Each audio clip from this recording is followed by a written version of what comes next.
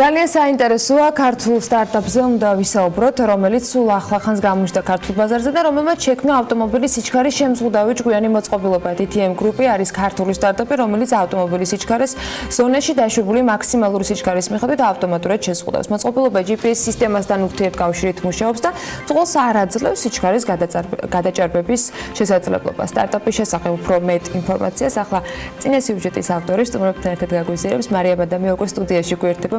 დილომშვიდობის ანა ვიდრე უშუალოდ სტუმრებთან ერთად განვაგრძობ საუბარს, გეტყვით რომ კომპანიამ საქართველოს ინოვაციებისა და ტექნოლოგიების სააგენტოს მიერ ჩატარებულ საგრანტო კონკურსში 100,000 ლარიანი დაფინანსება მოიპოვა, რომელიც პროდუქტის ევროპულ სტანდარტებთან შესაბამისობის მოყვანაში დაიხარჯება. რის შედეგადაც ქართული სტარტაპი გლობალურ ბაზარზე უკვე შეთანხმებულ საერთაშორისო პარტნიორებთან ერთად შევა. რატომ არის მნიშვნელოვანი აღნიშნული პროდუქტის სახელმწიფო დონეზე და როგორია დამფუძნებლებისა და იდეის ავტორების სამომავლო გეგმები? თემაზე DTM Group-ის იდეის ავტორი ვახო იეშვილი და სააქსელერაციო პროგრამის მენეჯერი გიორგი ხაჩიძე გვერდებიან პირდაპირ ეთერში. დილომშვიდობის აბჭობა, მადლობა დილდა რომ ჩვენთან ერთად ხართ.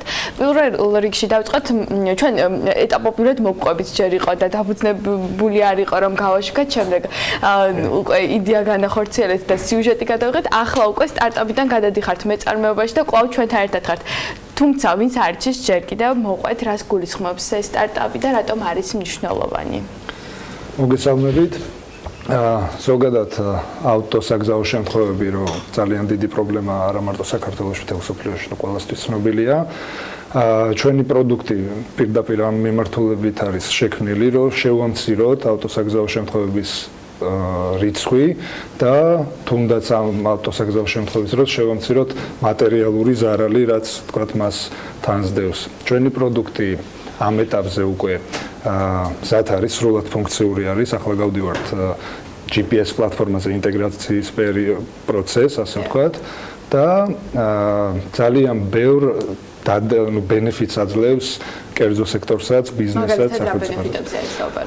ანუ ვზრდით ტრანსპორტირების უსაფრთხოებას. ყველაზე დიდი რაც არის ის, რომ ამ პროდუქტის გამოყენების შემთხვევაში საბოლოო მომხმარებელი იღებს უფრო უსაფრთხო ტრანსპორტს. იმის გარდა, რომ თქვა ხდება საწვავის ეკონომია და კიდევ რამოდენიმე ესეთი ბენეფიტი, ყველაზე მთავარი არის ის, რომ ზრდის უსაფრთხოებას.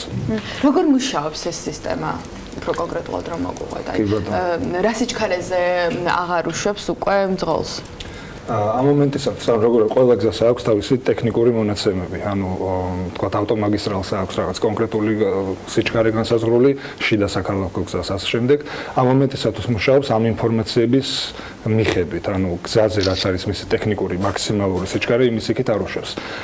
ახლა ხდება საგზაო ნიშნების ინტეგრირება რუკაზე და შემდეგ უკვე კონკრეტულად საგზაო ნიშნის მიხედვით შეზღუდავს მაქსიმალურ სიჩქარეს. და ანუ ეს რაღაც უნდა განახლებადი პროცესი, იმიტომ რომ საგზაო ნიშნები იცვლება ამ შემდეგ და ამისათვის ცოტა უფრო გარდა იმისა, რომ ავტოსაგზაო შემთხვევებს ავიცილებს თავიდან, კიდევ რატომ არის მნიშვნელოვანი ქვეყნისთვის, სახელმწიფოსთვის, მოსახლეობისთვის? ერთი ის არის, რომ ხდება ხშირად, რომ სიჩქარის გადაჭარბების გამო ჯარიმები ძალიან ხშირია და ამისგან გაზღვევს, რომ არ მიიღებს ჯარიმას. მე ის რომ მთელი ამ ხიბლი ამ მოწყობილობას არის ის, რომ ყოველთვის ავტომანქანის მართვა არის მხოლოდ და მხოლოდ ცხოვლის ხელში, ასე ვთქვათ, და ცხოვლის ხასიათზე, განწყობაზე, მის უნარებზეა დამოკიდებული და ეს სიჩქარის გადაჭარბების ყველაზე ხშირად ამიტომ ხდება, რომ კონკრეტულად ცხოვლის სურვილის გამო ხდება ეს. და ამ პროცესიდან ცხოვლს ვართმევთ, ასე ვთქვათ, ამის საშუალებას, რომ არ გადააჭარბოს. რამდენად შეიძლება რომ იყოს რისკი შეზღუდული სიჩქარე, აი მაგალითად თუ გრძელ გზაზე გავითვალისწინებთ იმ საგზაო მოძრაობის წესებს, რომელთაც დასაშვებია ხშირ შემთხვევაში, მათ შორის ტერმინოლოგია რო ვიხმაროთ, გასწრება წინ მიმავალი ავტომობილისათვის და საავარიო სიტუაციიდან გამოსავალი ზოგჯერ კიდევ უფრო სიჩქარის მომატება არის იმისათვის, რომ არ მოხდეს შეჯახება. აი ამ შემთხვევაში ნამდვილად მარტივი არის, რომ მაქსიმალური სიჩქარე თუ გრძელ გზაზე მეტის თქვა წყალი და იცის, რომ შესაძლოა ასეთი რეალობის წინაშე დადგეს, იყოს ჩახსნილი ან რაღაცა ზედაზღვარი გაიზარდოს. რამდენად მარტივი იქნება ამის გადაწყობა და რამდენად არის უსაფრთხო სიჩქარის მაქსიმალური ზღვარის დადგენა, მაგალითად 80 კმ/სთ სიჩქარეს. იმის მიუხედავად, რომ ამ მოწყობილობას ტესტავთ დაახლოებით 5 თვეა აქტიურად და არასოდეს არ დამდგარა ისეთი მომენტი, რომ თქვათ ამას რაიმე რისკი შეექმნას, ხშირად არის ზუსტად ანალოგიური კითხვა და ამიტომ ჩვენ მოწყობილობას დამატებითი კონფიგურაციები აქვს, ასე ვთქვათ. ანუ 3 კონფიგურაცია აქვს და ითვალისწინებს იმას, რომ ერთ-ერთი კონფიგურაცია, რომ თუ აქსელერაციის პედალს ბოლომდე ორჯერ დააჭერთ ფეხს, პლუს 20 კილომეტრის აჩქარების საშუალებაც გაძლევთ. და ამ დროს ხმოვანი სიგნალი არის უბრალოდ იმისთვის, რომ გეუბნებათ, რომ აჭარბებთ სიჩქარეს რა. ანუ სწორედ იმიტომ, რომ თავიდან აიცილო, თქვა რაღაც არის მომენტი, ანუ უბრალოდ მანქანას გასრო. თუმცა არც ერთხელ, როდესაც მიდიხართ ლიმიტის ზონაში და მიდიხართ ამ ლიმიტის ფარგლებში, არ დგება იმის აუცილებლობა, რომ ამ ლიმიტს გადააჭარბოთ. ანუ თუ 80-იან ზონაში ვართ და ავტომობილს ვეწევით, ესე იგი 80-ზე ნაკლებით მიდის და ჩვეულებრივად შეგვიძლია გავასწროთ და თუ 80-ზე 1 კმ/სთ ჩქარა მიდის, უბრალოდ ვერ ეწევით და დამთავრდა. მაგრამ მაინც გიგი, რა ეტაპზე სტარტაპ კომპანია უკვე დღეს, ანუ მოიგეთ 100,000 ლარის ოდენობის გრანტი და ფიქრობთ, რომ ევროპულ სტანდარტებთან შესაბამისობაში მოიყვეთ. რას გულისხმობს ეს და როგორ აპირებთ მის განვითარებას? დღესდღეობით TTM ჯგუფი, რომელიც მართლა ძალიან მნიშვნელოვან გლობალურ პრობლემას ჭრის, ჩვენი სააქსელერაციო პროგრამის შემდეგ, რომელიც 3 თვის განმავლობაში გრძელდებოდა და არაერთი ტრენინგი ჩაუტარდათ მათ და მენტორშიპი, ასე ვთქვათ, მათ შორის სილიკონის ველის ექსპერტების მხრიდან, რომლებიც მუშაობენ Google-ში, Facebook-ში, Microsoft-ში და არიან ასევე პოტენციური ინვესტორები.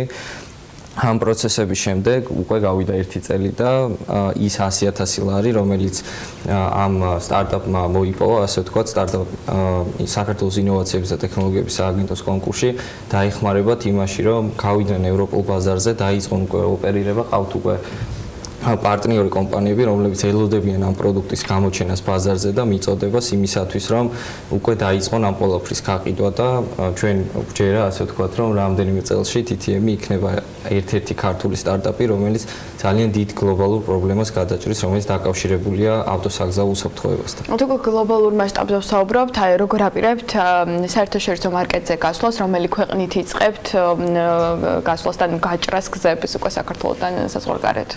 პირველ რა თქმა უნდა ქართულ ბაზარზე შევდივართ და შემდეგ უკვე პროცესი როგორ არის, ანუ ჩვენი ასე ვთქვათ, უშუალო კლიენტები, ვინც არიან GPS ტრეკინგ კომპანიები, უკვე ოპერირებენ მსოფლიოს ბევრ ქვეყანაში და ჩვენი პროდუქტი უნდა გაიყიდოს მათი სავაჭრო გზებით, ასე ვთქვათ და ან რაღაცა ერთი კონკრეტული ლოკაცია არ აქვს, რა ვიწყებთ, ევროპიდან, ძირითადად ევროპის ბაზარზე ოპერირებენ და მთელი მსოფლიოს მასშტაბით შეეძლებათ ამ პროდუქტის გამოყენება, იმიტომ რომ რაღაც გეოგრაფიული საზღვრები არ აქვს.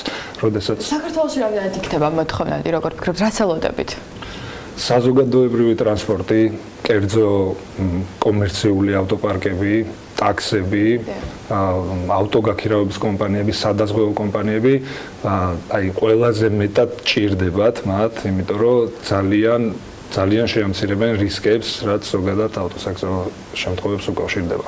მით უმეტეს სადაზღვევო კომპანიებისთვის არის საშუალება იმისი, რომ გააიაფონ სერვისი, უფრო გაუმჯობესებული სერვისი შეცდავენ კლიენტებს და მოთხოვნა საკმაოდ. თქვენ უკვე როგორც უკვე შემდგარი სტარტაპერი და რომელიც უკვე მეწარმეობაში გადადის, აუცილებლად უნდა გითხოთ, როგორ აფასებთ საქართველოში სტარტაპ ეკოსისტემას? რამდენად არის კარგი საშუალება საქართველოს იმისთვის, რომ ბიზნესი დაიწყოთ და შემდეგ უკვე განავითაროთ? რამდენად გიწყობენ აქ და რამდენად არის მარტივი?